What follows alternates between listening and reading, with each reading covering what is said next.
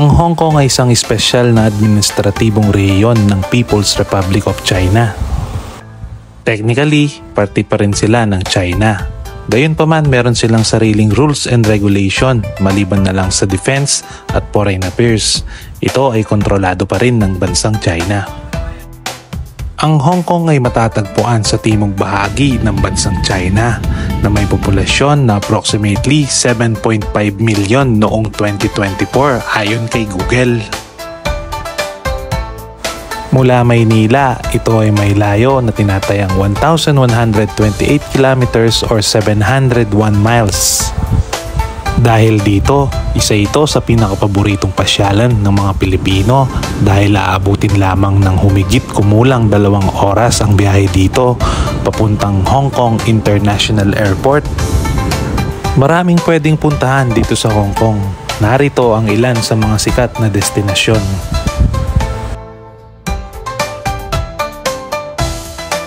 Ang Victoria Harbor kung saan makikita mo ang view ng mga gusali na mas lalong pinaganda ng mga ilaw at dagat. Andito tayo sa Victoria Harbor. Ang Macau na pwede mong puntahan via boat or bus ride. Dito mo makikita ang ruins of St. Paul, Venetian, The Londoner at marami pang iba. Ang Hong Kong Disneyland, isang maiwagang lugar kung saan nabubuhay ang ating pagkabata at ang ating mga paboritong Disney character.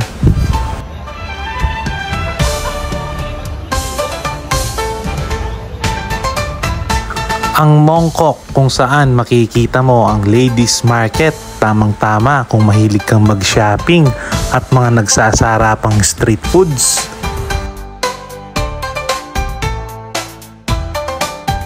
Pero bukod sa mga magagandang pasyalan, ano nga ba ang tunay na nagpapaganda sa Hong Kong bilang isang travel destination?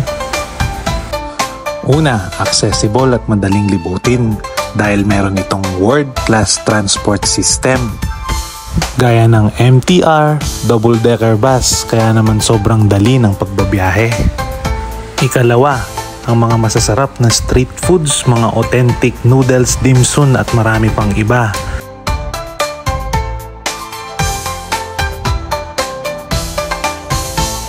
Ang Hong Kong ay isa ring perfect na lugar para mamili ng mga branded na gadgets dahil sa tax-free shopping. Option 5 dito sa SimCity. Matatagpuan to dito sa Jinshan Camera.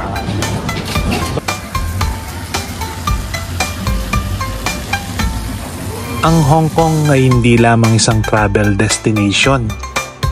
Isa rin itong karanasan na puno ng saya na tiyak na tatatak sa inyong alaala. Ako po si Lakbay Kiko TV at ito ang aking kwento. Welcome to Disneyland mga kalakbay!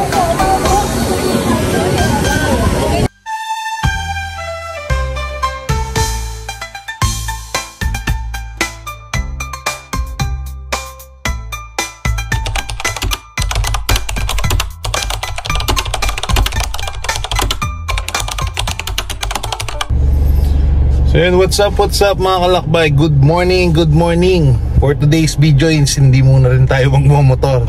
So biyahe tayo ngayon overseas. Pupunta tayo ng Hong Kong. Medyo biglaan lang yung naging biyahe. Kaya tara, samahan nyo kami.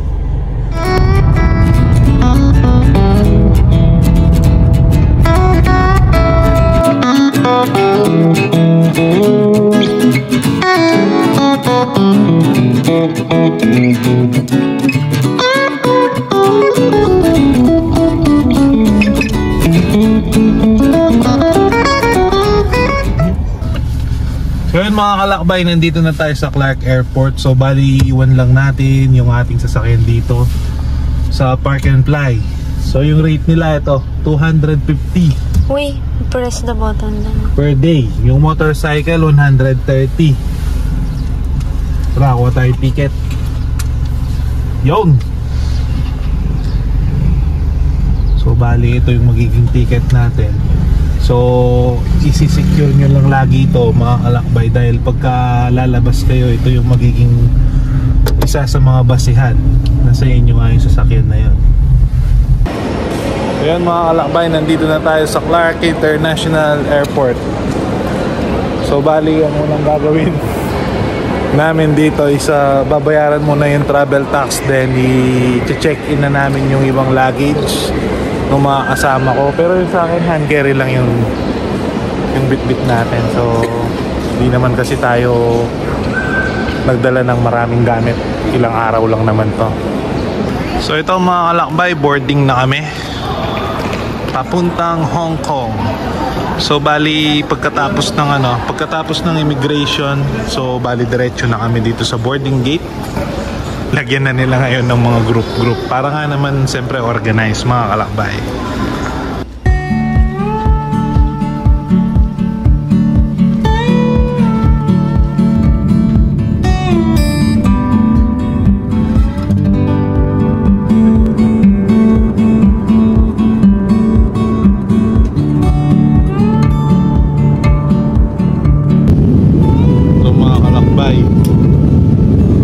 Papawid na tayo.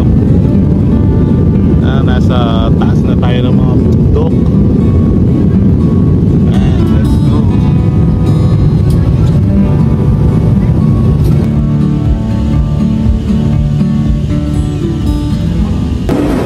So yan mga kalakbay, touchdown dito sa may Hong Kong International Airport. So it's been 11 years yata nung huling nakapunta ako dito. Yan, tingnan nyo. Pas lang namin dun sa aeroplano. So first thing to do, siyempre immigration, then i-activate natin yung SIM card natin para at least makapag-internet tayo dito. Then pupunta lang kami ng hotel para mag-prepare. Tapos pasyal na, diretso mga kalakbay.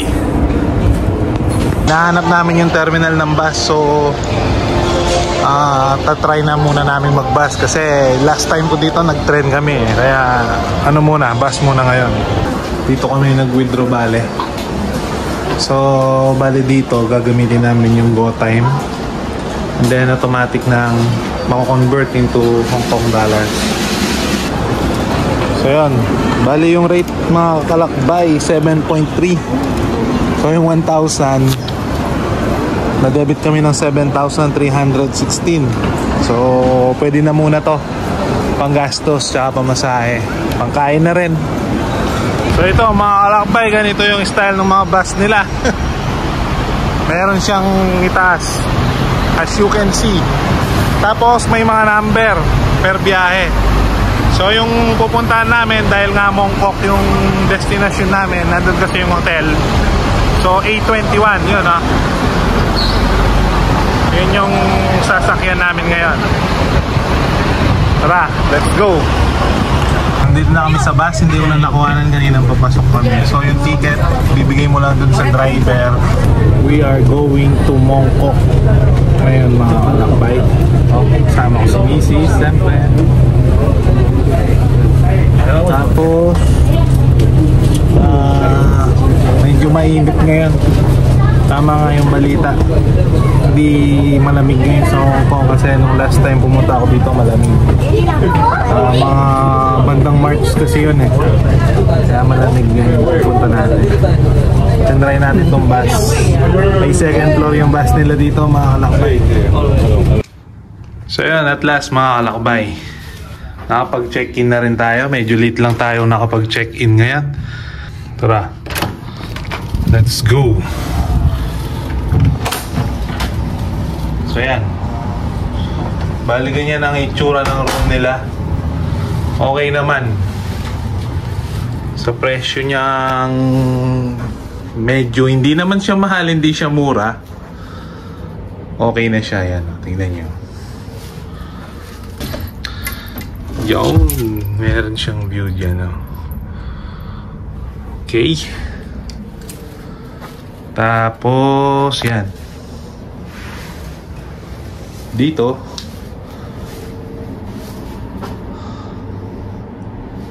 may glass siya dito. Nakikita mo yun sa loob, pero meron siyang parang cortina. Yan, may bathtub din. Tapos yan yung toilet. Tapos yung hotel pala na to, meron silang filtered water, safe for drinking. Yun. Ayos. Ayan, komportable. Very comfortable naman yung hotel na to. Royal Plaza na matatagpuan dito sa Mongkok, Hong Kong. Yun. Bumababa siya. O yan o. Para hindi mo makita yung sa labas.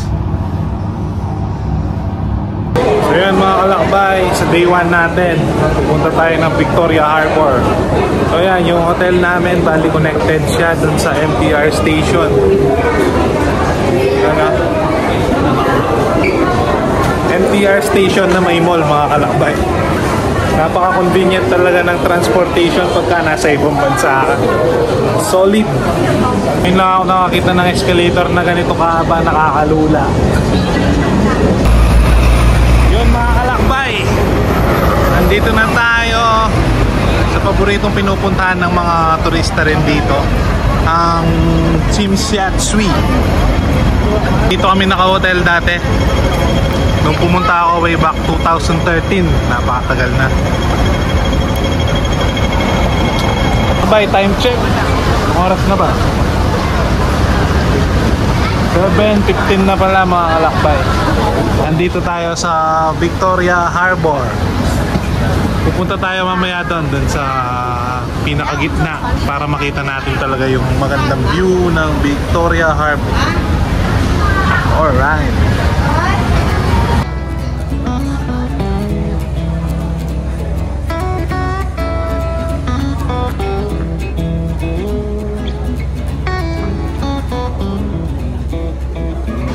So mga kalakbay, try natin yung mga street foods dito sa may Mongkok. Yan o. Yun. Try natin itong isaw tsaka parang octopus. Yung isaw $12, yung octopus 10, tapos yung iba yan. Yan yung mga presyo mga. Hindi siya marunong mag-chopsticks, guys.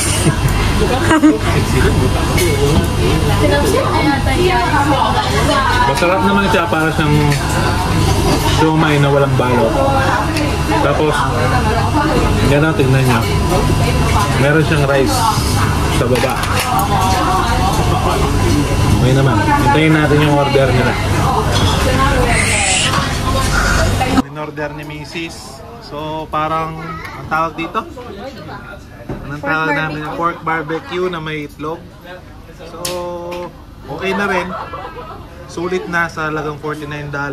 Marami naman yung serving. Tingnan na lang natin kung ano yung lasa, siyempre. Ito naman yung isa. So parang pork chop naman to. Ganun din, may sunny side up na egg. Tapos meron siyang sausawan na gulay yata yan. Tingnan nyo naman mga kalakbay, sa halagang $49. Napakarami ng serving.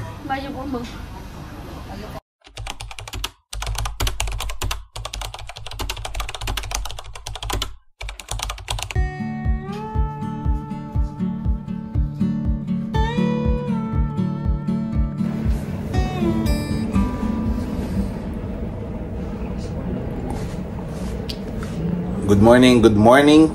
It's our day 2 mga kalakbay. So ngayon is pupunta tayo ng Macau. Macau yung destination natin today.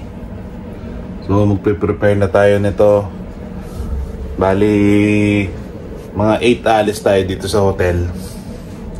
Yan o, yan yung view dito sa may Royal Plaza. Pagka umaga yan. Meron kasi siyang parang window. Kitang-kita mo yung sa labas. Napakaganda. Pupunta na tayo ng yung terminal ng mga ferry.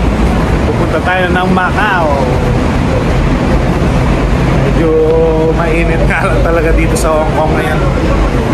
So advice ko lang, huwag kayong pupunta ng May dito. Ang best time na pumunta dito, ang alam ko, nasa February or March. Yan, malamig.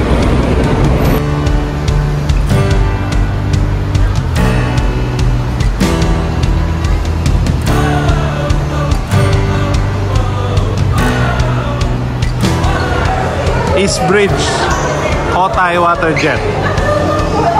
So bali dito pala may free yung one way papuntang Macau. So bali nagbook lang sila ng ticket through online. Papakita nyo dun sa parang boarding gate nila, mga kalakbay. So free yung one way, parang siguro pinopromote nila yung tourism ng Macau. Pero yung pabalik, try natin, baka mag-bus naman tayo. Para at least siyempre may experience din natin lahat, no? Tara, let's go. Ito, check-in na kami.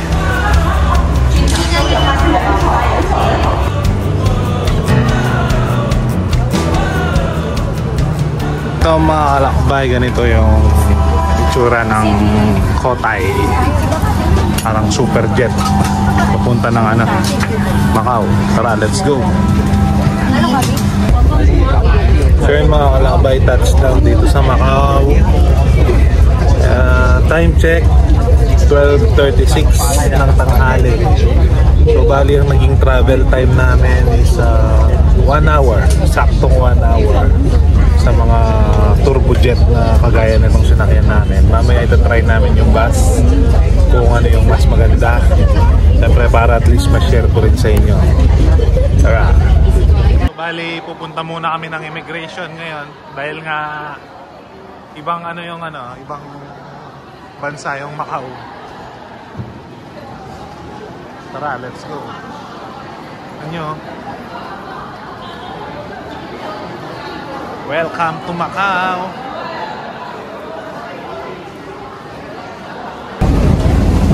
Dito mga kalakbay. Yan. Meron silang free shuttle sa mga hotel. Free na yung pagpunta natin dito, free pa yung shuttle. Nakakatuwa naman. Hey, shout out Lakbay Chogi. Sino yung Lakbay Chogi? Chogi ba?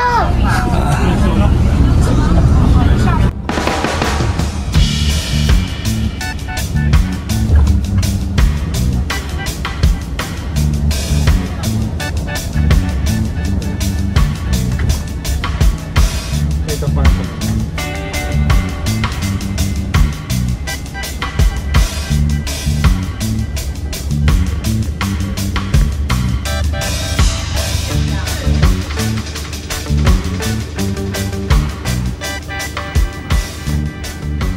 Mga kalakbay, nandito na tayo sa Venetian Hotel dito sa may Macau. Tara, tingnan natin. Let's go! It's my second time here. So tara, samahan nyo kami masyal dito sa Venetian Macau. Tara! Ayan mga kalakbay, ito naman yung Grand Canal ng Venetian. Tingnan nyo naman. Wow! Makikita mo yung kalangitan, but actually it's a ceiling. Napakaganda yung pagkakadesign ng hotel na to.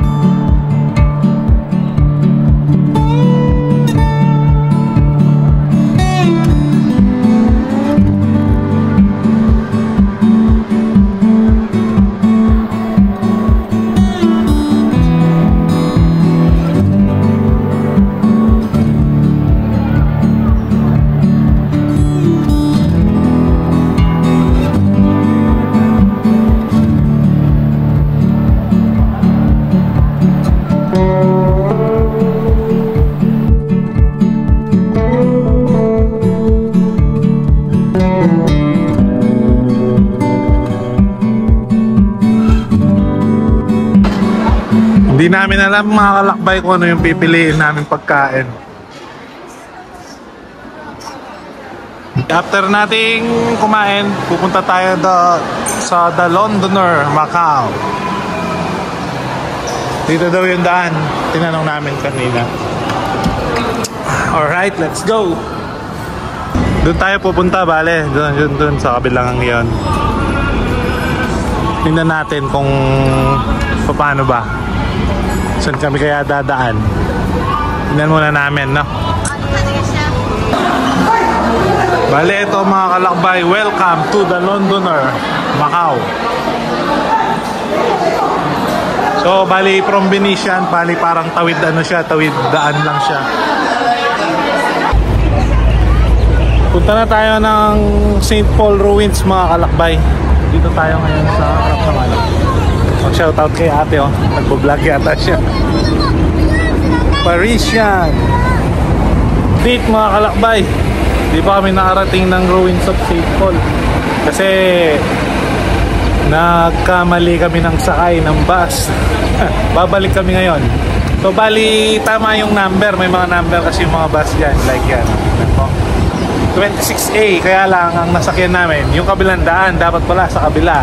So bumaba kami, tapos lumipat kami dito sa kabila para makasakay ulit kami pabalik, papunta dun sa pupuntahan namin. So yung pamasahe pala is nasa $6. So kung wala kang cash mga kalakbay, pwedeng card, kaya lang hindi ko alam kung anong card yung mga tinatanggap ng mga bus nila eh. Parang siguro yung mga octopus card siguro nila dito yung tinatanggap lang doon, kaya much better magpapalit ka na rin ng cash. $6 po yung ano, yung bali pamasahe. So mas maganda kung may mga barya ka rin pampamasahe pag pumunta ka dito sa Macau.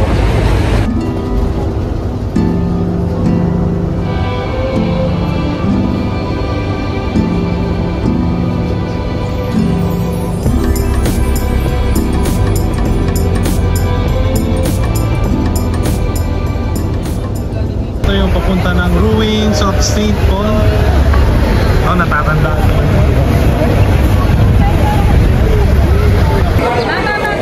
Welcome to Macau.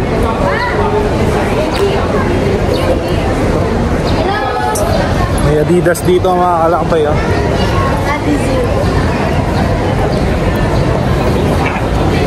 Maraming tindahan na ganito dito. So bali yan, hanggang dun yan. So yung mga nagtitinda ng beef jerky, may mga pre-taste yan mga kalakbay hanggang dun. So ito mga kalakbay, nandito na tayo sa ruins of St. Paul dito sa may Macau. So ito sa mga iconic na pinupuntahan ng mga turista. So it's my second time here. Wala pa rin pinagbago, so napakaganda pa rin ng lugar na to. Yan o, ang daming tao kung nakikita nyo. Tapos dito may shop na ng ano, Uniqlo. Alis na tayo ng Macau pabalik ng Hong Kong. So dito nag-bus lang kami. Tapos dito bibili tayo ng ticket. Bus din papuntang Hong Kong. So dito mga kalakbay, ito yung bus na sasakyan natin. Ito yung bus na sasakyan natin pabalik ng Hong Kong. So bumili lang kami ng ticket, then immigration. Tapos dito na. Tara, let's go. Dadaanan pala natin dito yung pinakamahabang tulay, yung nagdudugtong ng Macau to Hong Kong. 1, 2, 3. Welcome to Hong Kong. Come on. Welcome to Hong Kong.